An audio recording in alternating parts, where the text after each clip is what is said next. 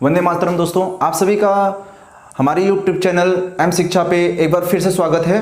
और आज ये मैं आपके लिए दूसरा लेक्चर हिंदी में लेकर आया हूँ, जो कि वर्णमाला है। टॉपिक आपका वर्णमाला टॉपिक है। और आज हम देखेंगे, ध्यान दीजिए, कई हमारे साथी कह रहे थे कि सर ये किस किस के लिए उपयोगी होगा। तो आपको बता दें, आने वाली जितनी भी प्रतियोगी परीक्षाएं हैं, खासकर UPSI, UP TET, super TET, DSSB, KVS, NVS, जितने भी प्रतियोगिता परीक्षाएं हैं सभी में ये बहुत काम आएंगी। और ध्यान दीजिए, जो वर्णमाला है, अभी तो मैंने आप सभी को बताया कि भाषाएं हिंदी और अन्य भारतीय भाषाएं बताया। और ध्यान दीजिए, हमें ज्ञानी नहीं बनना है, हमें उतना ही पढ़ाई करनी है जितना एग्जाम में पूछे। हम ज़्यादा हाई लेवल तक नहीं पढ़ा सकते, और ना ही मैं पढ़ाऊंगा। पढ़ाने के लिए पढ़ा सकता हूं, लेकिन पढ़ाने की कोई ज़रूरत नहीं है। हमें सिर्फ उतना ही कंटेंट लेना है जितना कि हमारे लिए लाभदायक हो और हमें अच्छे नंबर दिला सके एग्जाम में। तो चलिए बिना देरी करते हुए हम आगे शुरुआत करते हैं। आज हम वर्णमाला के विषय में बताएंगे, पढ़ेंगे और पढ़ाएंगे। तो ध्यान दीजिए, सबसे पहले हम बात करेंगे वर्ण की। अब वर्ण तो हम लोग शुरू से ही पढ़ते आए हैं, जब से हम जानने लायक हुए हैं, और तब से हम वर्ण के बारे में पढ़ते आए हैं। लेकिन आज जो हम इस विषय पे बात करेंगे कि वर्ण होता क्या है, तो ध्यान दीजिए, वर्ण का मतलब होता है जिसके टुकड़े ना किए जा सके, अर्थात जिसके खंड ना किए जा सकते, मतलब जिनको तोड़ा ना जा सके, वह क्या कहलाएगा? वर्ण। अब ध्यान दीजिए, हम कभी भी किसी भी चीज को हम ये तो नहीं कहेंगे कि अगर हमको ब लिखना है तो हम ऐसे ब लिख, अगर ब लिखना है तो हम ऐसे ब नहीं लिखेंगे कि ब फिर ऐसे ऐसे करके तो हम ब नहीं लिखेंगे। तो इनका खंड हम कभी नहीं कर सकते हैं। हमें क्या करना है कि जिनका हम खंड ना कर सके, अर्थात जिन्हें हम तोड़ ना सके, अर्थात जिनको तोड़ा ना जा सके, वह कहलाता है वर्ण। वह क्या कहलाता है? वर्ण कहलाता है। अब बात करते हैं अक्षर की।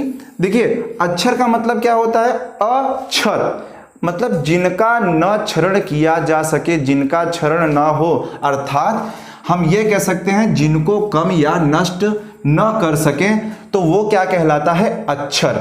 जैसे हम ये भी जानते हैं, ध्यान दीजिए, कभी कभी ये पूछता है कि भाषा की मौखिक इकाई क्या कहलाती है। तो भाषा की जो मौखिक इकाई होती है वह अक्षर कहलाती है। देखिए, अगर हम बात करेंगे कि वर्ण की और अक्षर में अंतर क्या है, तो ध्यान से देखिए, जो हम वर्ण देखते हैं वो क्या होता है? लिखित इकाई होती है।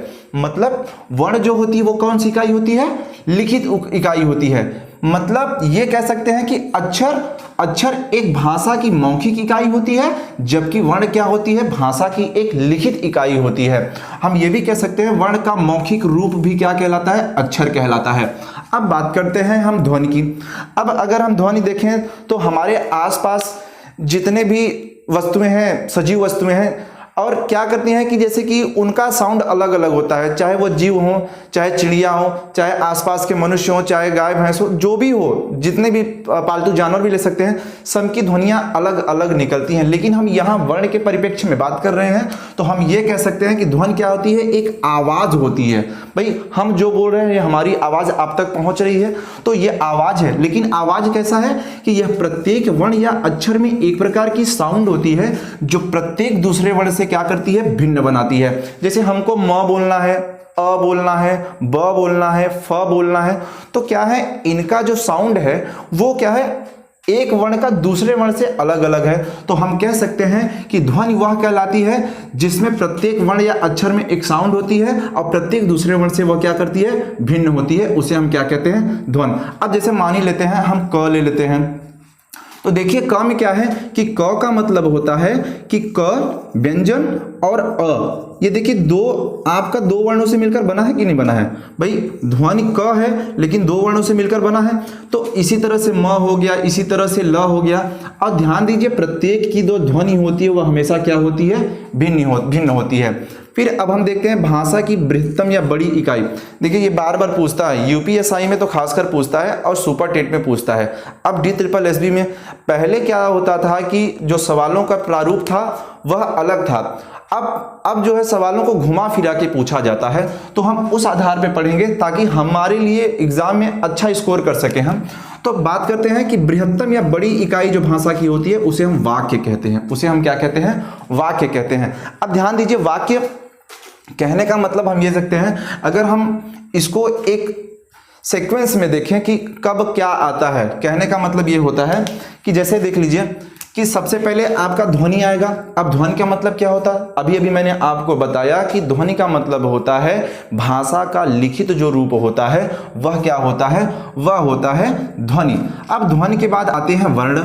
अब वर्ण के बाद क्या आते हैं, जो ध्वनि होता है वो क्या होता है, जो मौखिक रूप होता है भाषा का वह ध्वनि होता है। लिखित रूप आपका वर्ण हो जाएगा, फिर आपका अक्षर हो जाएगा, फिर शब्दांश या उपसर्ग। शब्दांश मतलब अक्षर में जो उपसर्ग और शब्दांश एक ही हैं, या कोई भी एक विशेष वर्ण किसी भी अगर दूसरे वर्ण के साथ अगर मिलता है तो जो वह शब्दांश बनाता है वह उसको अलग अलग रूप, अलग अलग अर्थ दे सकता है। अब फिर बात करते हैं शब्द की। अब शब्द तो हम जानते हैं वर्णों का ऐसा समूह जो सार्थक अर्थ देता हो, तो इसका मतलब वो शब्द कहलाएगा। अब शब्दों से क्या बनता है, पद। अब पद से क्या बनता है, तो वो आपका बनता है वाक्यांश, वाक्य या पदबंध बनता है। और फिर इसके बाद क्या बनता है, वाक्य बनता है। अब भाई उसके बाद बनता है अनुच्छेद। अनुच्छेद के बाद होते हैं अध्याय, और अध्यायों को अगर लिखित रूप में रचना कर दिया जाए, रख दिया जाए तो वो रचना हो जाता है। और रचनाओं को अगर प्रकाशित कर दिया जाए तो वह पुस्तक होता है। पुस्तक के बाद काव्य होता है, और काव्य के बाद वह क्या होता है, ग्रंथ होता है।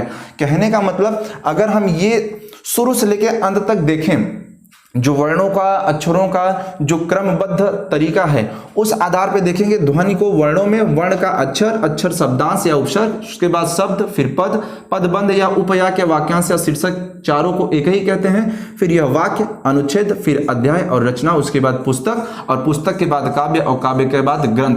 यह अक्सर प्रतियोगी परीक्षाओं में पूछे जाते हैं कि आप इनको एक सीक्वेंस में लिखिए, एक सीक्वेंस में बताइए। तो इसका मतलब यह क्या है आपका, इस आधार पे हम कह सकते हैं। ठीक है, अब हम आगे पढ़ते हैं। चलिए साथियों, अब हम आगे पढ़ाते हैं आप सभी को, और पढ़ने पढ़ाने का काम आगे शुरू करते हैं।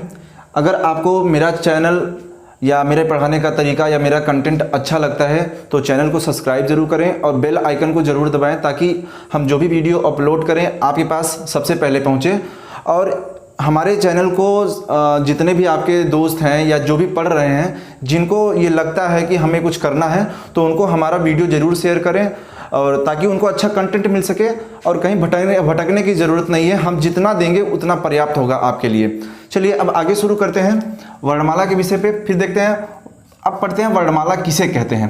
ध्यान दीजिए, वर्णमाला किसे कहते हैं। वर्णमाला मतलब क्या होता है, वर्णों का व्यवस्थित समूह जो होता है वो वर्णमाला कहलाता है। क्या कहलाता है, वर्णमाला।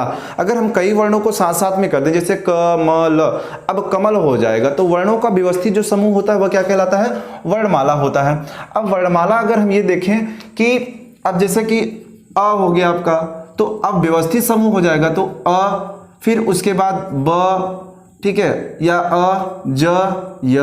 तो कहने का मतलब आपका क्या हो जाएगा, वर्णों का व्यवस्थित समूह जो कहलाएगा वो क्या कहलाएगा, वर्णमाला। अब देखते हैं, एग्जाम में अक्सर पूछता है कि वर्णमाला की संख्या कितनी है। अब देखिए, एग्जाम में जो आपको ऑप्शन दिए जाएंगे उस ऑप्शन के आधार पे हम ये देखेंगे कि जो हमारी जो कुल संख्या दिया गया है वो किस आधार पे पूछ रहा है। देखिए, आपको ऑप्शन में बहुत सारे ऑप्शन दे सकता है, जैसे कि आपको 44 दे सकता है, 48 दे सकता है, 52 दे सकता है, 54 दे सकता है। अब अधिकतर हम उसी ऑप्शन को टिक करेंगे, खासकर यूपीएसआई में, और आपके जितने भी टीचिंग के एग्जाम है, JSSB हुआ, KVS हुआ, सुपर टेट हुआ, यूपी टेट हुआ, तो इन सब चीज़ों में हम जिनकी संख्या ज़्यादा देखेंगे वही हम टिक करेंगे। ठीक है, ज़्यादातर वही सही होते हैं, आयोग भी वही मानता है। देखिए, मुख्यतः अगर हम देखेंगे तो वर्णमाला में वर्णों की कुल जो संख्या होती है वह होती है 11।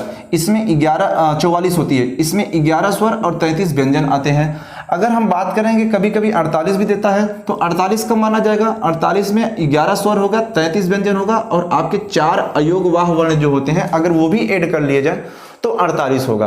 अब कभी कभी ये 52 भी दे देता है, तो 52 अगर देगा तो वर्णमाला में वर्णों की जो संख्या होगी वह 52 भी होता है।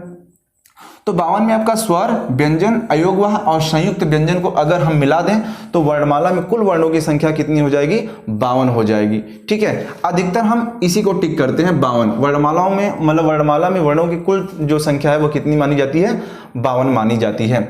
अब ध्यान देते हैं कि वर्णों के भेद कितने प्रकार के होते हैं। देखिए, ऑथेंटिक बुक आप कई बुक ले सकते हैं, कोई ज़रूरत नहीं है, जो हम पढ़ा रहे हैं वो आपके लिए पर्याप्त है, ठीक है। अब देखिए, वर्णमाला में वर्णों के अगर हम भेद के बारे में बात करें तो वर्ण के जो भेद माने गए हैं वो 2 और कभी कभी हम 3 भी मान लेते हैं। देखिए, 3 कब मानेंगे, अयोगवाह का अगर अयोगवाह आता है तो आपका 3 हो जाएगा, लेकिन मुख्य रूप से कितने प्रकार के होते हैं वर्णमाला, 2 ही होते हैं। मतलब जो वर्ण के भेद होते हैं वो कितने होते हैं, 2, एक आपका स्वर, एक आपका व्यंजन, और तीसरा आपका आता है अयोगवाह आता है। अब बात करते हैं, सबसे पहले हम बात करेंगे स्वर के विषय में। तो स्वर को देखते हैं, स्वर कहते किसे हैं, तो जिन वर्णों का उच्चारण स्वतंत्र पूर्वक अर्थात बिना किसी दूसरे वर्ण की सहायता से हो उसे हम क्या कहते हैं, स्वर कहते हैं। अगर हम किसी भी वर्ण को बोलते हैं और बिना किसी स्वर की सहायता से, कहने का मतलब स्वर क्या होता है, जिन वर्णों का उच्चारण स्वतंत्र पूर्वक किया जाए और बिना किसी दूसरे वर्ण की सहायता से किया जाए तो वह क्या कहलाता है, स्वर कहलाता है। अब स्वर के भेद कितने हैं, तो स्वर के 4 भेद हैं। कितने भेद हैं, 4 भेद हैं। देखते हैं स्वर के कितने भेद होते हैं, 4 भेद होते हैं। फिलहाल अब हम ये पढ़ते हैं कि स्वर के भेद जो होते हैं वो 4 होते हैं, और कहीं कहीं स्वर के भेद 5 भी माने गए हैं। कहीं कहीं स्वर के भेद कितने माने गए हैं, 5 माने गए हैं। अब अगर हम देखते हैं कि स्वर वर्ण की संख्या कितनी होती है, तो स्वर्ण वर्ण की संख्या कितनी होती है, वह होती है 11। अ, आ, इ, ई, उ, री, ए, ऐ, ओ, औ। मतलब इनकी संख्या, जो स्वर वर्णों की संख्या होती है वह कितनी होती है, 11 होती है। अगर हम संस्कृत के परिप्रेक्ष्य में बात करें कि संस्कृत में स्वर वर्णों की संख्या कुल कितनी होती है, तो वह होती है 13।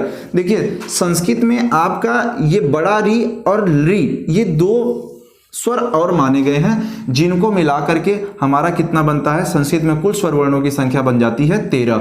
बाकी सब वही है, अ, आ, इ, ई, उ, री, बड़ा री, ए, ऐ, ओ, औ। इन संख्याओं को मिलाकर आपको संस्कृत में कुल स्वर वर्णों की संख्या 13 बताई गई है। फिर प्राकृत में कुल स्वर वर्णों की संख्या कितनी मानी गई है, 10 मानी गई है। ध्यान दीजिए, जो प्राकृतिक है, हम ये कह सकते हैं जो जातक कथाएं लिखी गई हैं ना, वो आपका जैन धर्म में लिखा गया है, जो प्राकृतिक भाषा में लिखा गया है, तो वो 10 कितना 10 माना जाता है। स्वर वर्णों की संख्या 10। मात्रा के आधार पर भी अगर पूछ लेता है स्वरों की संख्या कितनी होती है, तो मात्रा के आधार पर कुल स्वरों की संख्या होती है 10। अब हम बात करेंगे स्वर के भेदों के बारे में।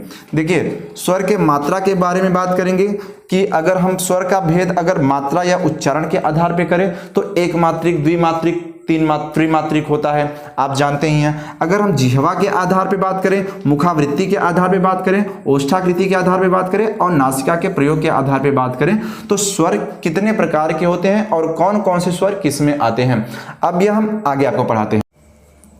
चलिए साथियों, अब हम आगे पढ़ते हैं वर्णमाला के जो स्वर के भेद हैं। वर्णमाला में हम पढ़ते हैं स्वर के भेद। तो पहला भेद है आपका मात्रा या उच्चारण के आधार पर स्वर के भेद कितने होते हैं, तो स्वर के भेद होते हैं 3। कितने भेद होते हैं, 3। अब देखते हैं, सबसे पहला आपका ह्रस्व स्वर है, दूसरा है दीर्घ और तीसरा आपका प्लुत स्वर। अगर हम ह्रस्व स्वर में देखें तो ह्रस्व स्वर को हम कहते हैं एक मात्रिक स्वर। एक मात्रिक कहने का मतलब एक मात्रा का समय लगता है बोलने में। एक मात्रा का समय जब जिसमें लगता है तो उसको हम कौन सा स्वर बोलते हैं, ह्रस्व स्वर। इसमें आता क्या है, अ, छोटी ई, छोटा उ और री। मतलब इसमें 4 आपके वर्ण आते हैं जो एक मात्रिक या ह्रस्व स्वर कहे जाते हैं। ह्रस्व स्वर को हम मूल स्वर भी कहते हैं और हम लघु स्वर भी कहते हैं। तो इसका मतलब ह्रस्व स्वर को मूल स्वर भी कहा जा सकता है और लघु स्वर भी कहा जा सकता है। और इसके बाद हम बात करते हैं दीर्घ स्वर की। तो दीर्घ का मतलब यह होता है जिन वर्णों को बोलने में 2 वर्ण का समय लगता है, अर्थात 2 सेकेंड का समय लगता है, तो हम कहते हैं, या 2 मात्राओं का समय लगता है, तो उसको हम कहते हैं द्विमात्रिक स्वर या दीर्घ स्वर। इसमें आ, उसके बाद बड़ी ई, बड़ा उ, ए, ऐ, ओ, औ, और हम इसे संधि स्वर भी कहते हैं। क्या कहते हैं, संधि स्वर भी कहते हैं। अब बात करते हैं तीसरा प्लुत स्वर की।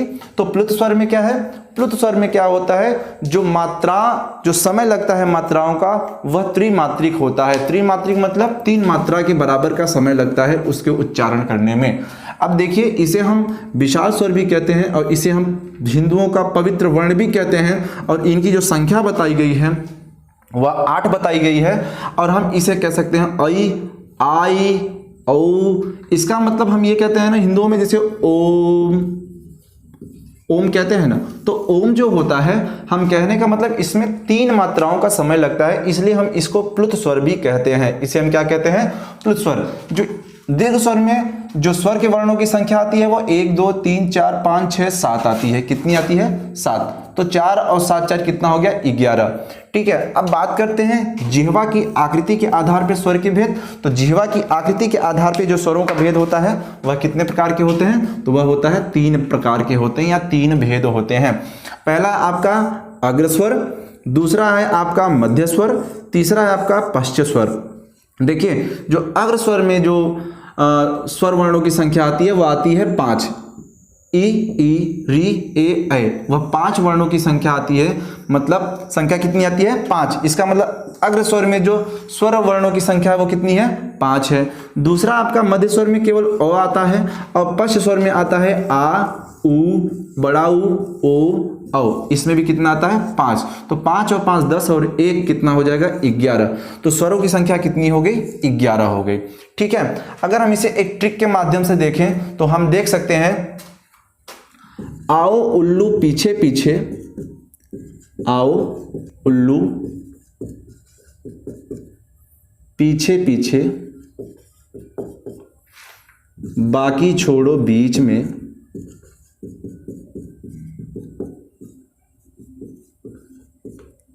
बाकी छोड़ो बीच में। इसका मतलब क्या हुआ? इसका मतलब ये हुआ, आओ उल्लू पीछे पीछे। तो आ ओ, इसका मतलब आ से लेकर के औ तक के जो आपके वर्ण आते हैं, आ, उ, बड़ा उ, ओ और औ, यह 5 वर्ण किस में आएंगे? पीछे में। इसका मतलब पश्च स्वर में आएंगे। अब बीच, बाकी छोड़ो बीच में। अब इसका मतलब इसके पहले जो बचा है अ किस में आता है? मध्य स्वर में। और उसके बाद जो बचता है ई, बड़ी ई, री, ए और ऐ, यह 5 जो स्वर वर्ण है ये किस में आते हैं? अग्र स्वर में। अब बात करते हैं हम ओष्ठाकृति के आधार पर स्वर के भेद। तो ओष्ठाकृति के आधार पर जो स्वरों के भेद माने गए हैं वह 2 माने गए हैं।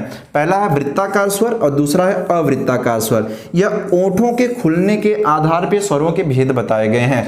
वृत्ताकार में जो होंठ होते हैं, जब हम जैसे इनका उच्चारण करते हैं तो हमारा जो होंठ होता है वो गोल के आकार, गोलाकार हो जाता है, वृत्त के आकार का हो जाता है। और जो अवृत्ताकार है इसमें क्या हो?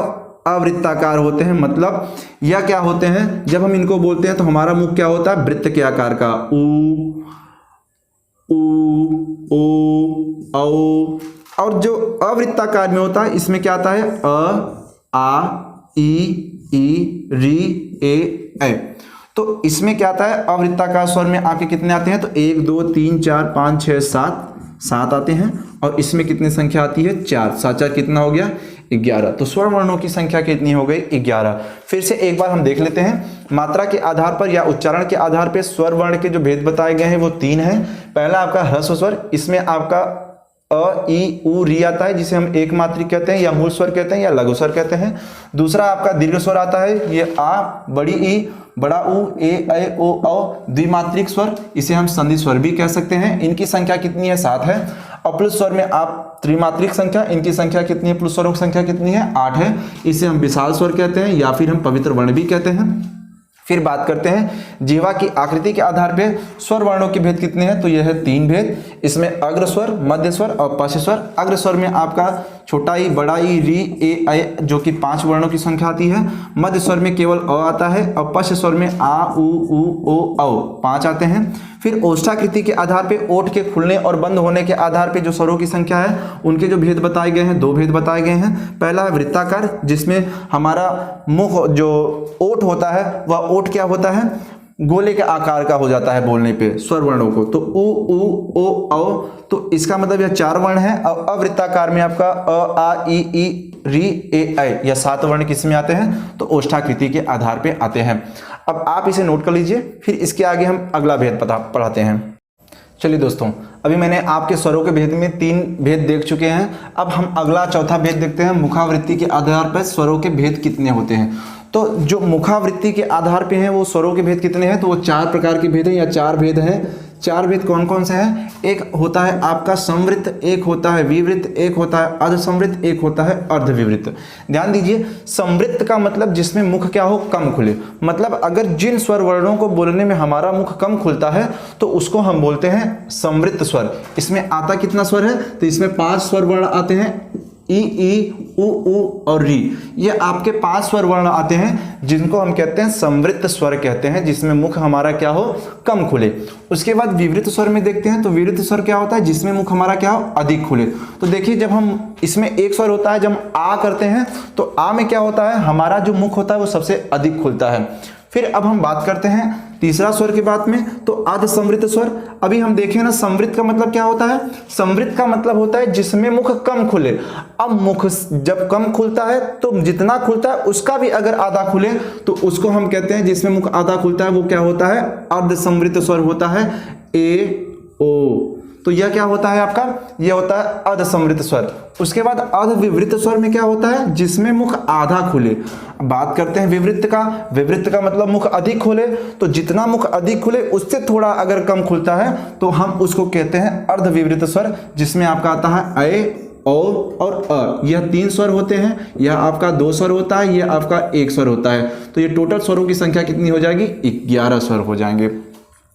फिर अब हम बात करते हैं नासिका के प्रयोग के आधार पर स्वरों की संख्या कितनी मानी गई है, या स्वरों के भेद कितने हैं। तो नासिका के आधार पर स्वर के कितने भेद हैं? तो 2 भेद हैं। एक आपका अनुनासिक है, एक आपका निरनुनासिक है।